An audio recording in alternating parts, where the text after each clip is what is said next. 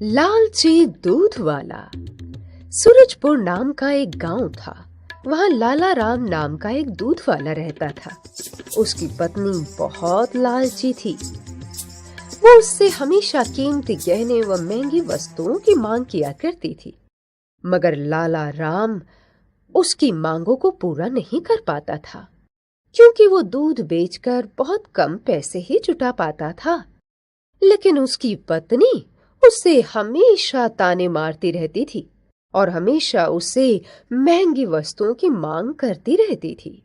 एक दिन, अजी सुनो, एक काम करो, इस 10 लीटर दूध में 4 लीटर पानी मिला दो, जिससे हम अधिक मुनाफा कमा सकें और हम जल्दी ही अमीर बन जाएं। फिर मैं महंगे कपड़े और गहने खरीद सकूं। नहीं नहीं, मैं ऐसा नहीं करूंगा। पत्नी गुस्से में, छोड़ो, तुम रहने ही दो। तुम कभी अमीर इंसान नहीं बन सकते और ना ही मेरी ख्वाहिशों को पूरा कर सकते हो। हाँ। रोज रोज अपनी पत्नी के ताने सुन सुन कर लाला राम परेशान हो चुका था। फिर एक दिन वो पास के गांव में दूध बेचने जा रहा था। तभी रास्ते में एक नदी आई। लाला राम वहां रुककर कुछ देर आराम करने लगा और सोचने लगा कि वो अपनी पत्नी की ख्वाहिशें कैसे पूरी कर पाएगा। वो बहुत उदास था, क्योंकि उसकी बीवी उसे रोज रोज ताने मारती थी। तभी परेशान होकर उसने सोचा, आज दूध में थोड़ा सा पानी मिला लेता हूँ। इससे मुझे जो मुनाफा होगा उससे कुछ कपड़े और महंगी वस्तुएं घर ले जाऊंगा। लाला राम ने दूध में आधा पानी मिलाया और अपने ग्राहकों को दूध बेचकर बहुत मुनाफा कमाया। लाला राम बहुत खुश था। हाँ, आज बहुत पैसे कमा लिए, अब घर चलता हूँ। वापस लौटते समय लाला राम ने अपनी पत्नी के लिए कुछ मिठाइयाँ और कपड़े खरीदे और घर की तरफ चल दिया। लाला राम जब घर पहुंचा तो उसने सारा सामान अपनी पत्नी को दिया। उसकी पत्नी वह सारा सामान देखकर बहुत खुश हो गई, परंतु उसका लालच अभी खत्म नहीं हुआ। वह और ज्यादा महंगे कपड़ों की मांग करने लगी। दूध वाला बहुत दुविधा में पड़ गया और फिर वह फिर से उदास हो गया था और सोचने लगा, अब मैं ऐसा क्या काम करूं जिससे मेरी बीवी खुश हो जाए। फिर उसने सोचा, कल दूध में और ज्यादा पानी मिला दूंगा, जिससे मुझे और ज्यादा मुनाफा होगा। फिर एक दिन वो पास के गांव में दूध बेचने जा रहा था। आज दूध में थोड़ा सा पानी मिला लेता हूँ। इससे मुझे जो मुनाफा होगा उससे कुछ कपड़े और महंगी वस्तुएं घर ले जाऊंगा। लाला राम ने दूध में आधा पानी मिलाया और अपने ग्राहकों को दूध बेचकर बहुत मुनाफा कमाया। लाला राम बहुत खुश था। हाँ, आज बहुत पैसे कमा लिए, अब घर चलता हूँ। वापस लौटते वक्त नदी के किनारे पेड़ की छांव के नीचे कुछ देर वो सो गया। तभी वहां कुछ बंदर आ गए और उन्होंने लाला राम के पैसों से भरी दोनों पोटलियां उठा ली और झट से पेड़ पर चढ़ गए। तभी लाला राम की नींद खुली और वो परेशान हो गया। बंदर उसकी पैसों से भरी पोटलियां उठा कर ले गए थे। हाय हाय, मैं तो लुट गया, बर्बाद हो गया।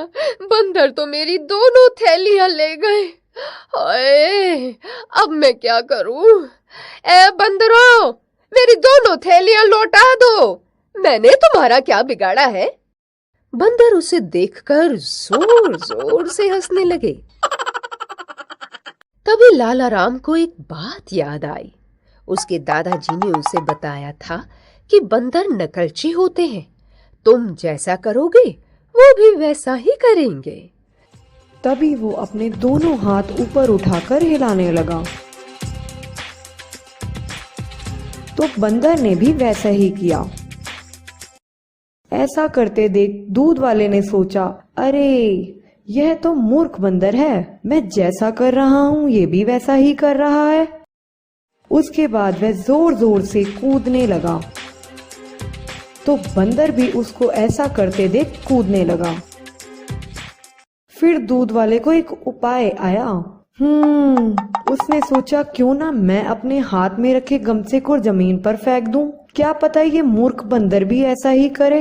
इतना सोचकर दूध वाले ने अपने हाथ में रखे हुए गमछे को जमीन पर फेंक दिया, यह सोचकर कि बंदर भी उसकी दोनों पैसों से भरी थैली को जमीन पर फेंक देगा। दूध वाले को ऐसा करते देख बंदर ने भी ऐसा ही किया। उसने दोनों पैसों से भरी थैलियों को जमीन पर फेंक दिया। उसमें से एक पोटली जमीन पर आकर गिरी, परंतु दूसरी नदी में जा गिरी, वह पानी में बह गई।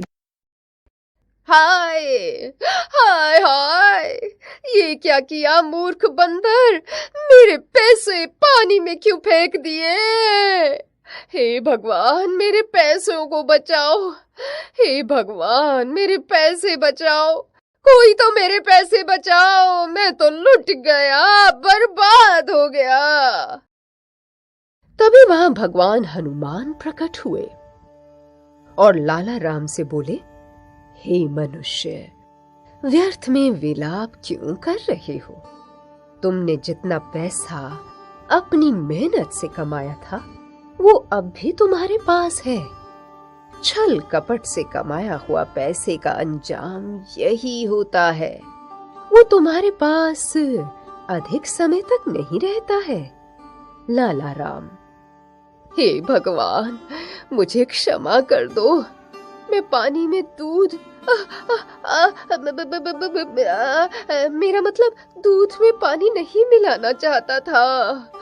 वो तो मेरी बीवी ने मुझे ज्यादा पैसे कमाने के लिए मजबूर किया, तभी मैंने ये अपराध किया।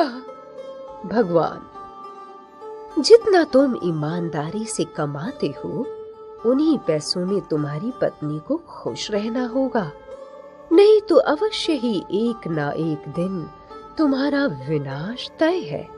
मुझसे भूल हो गई भगवान, मुझे क्षमा कर दीजिए, मैं आगे से ऐसा कोई भी काम नहीं करूंगा।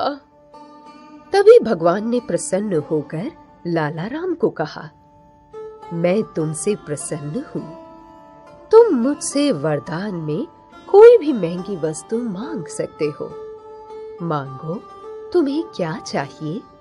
लाला राम, नहीं भगवान, नहीं भगवान, मुझे कुछ नहीं चाहिए, मैं और ज्यादा मेहनत करके पैसे कमाऊंगा और उन पैसों से ही अपनी पत्नी को कोई उपहार दूंगा, तब मेरी पत्नी को भी मुझ पर गर्व होगा और मुझे विश्वास है वो मुझ पे भरोसा जरूर करेगी। यह सोचकर दूध वाला अपने घर की ओर चल देता है। जैसे ही लाला राम घर पहुंचता है, उसकी बीवी बहुत उत्सुकता से उसकी ओर आती है, यह सोचकर कि आज उसका पति उसके लिए बहुत सारे उपहार लाया होगा। परंतु लाला राम को खाली हाथ देखकर वह बहुत ज्यादा नाराज हो जाती है, उस पर चिल्लाना शुरू कर देती है। तब लाला राम उसे शांत करता है और पूरे दिन की घटना के बारे में उसे बताता है। यह सब सुनकर लाला राम की पत्नी को अपनी गलती का एहसास होता है। वह अपने पति से अपने किए हुए बुरे व्यवहार के लिए क्षमा मांगती है और आगे से कभी महंगी वस्तुओं की इच्छा ना करने का वचन देती है।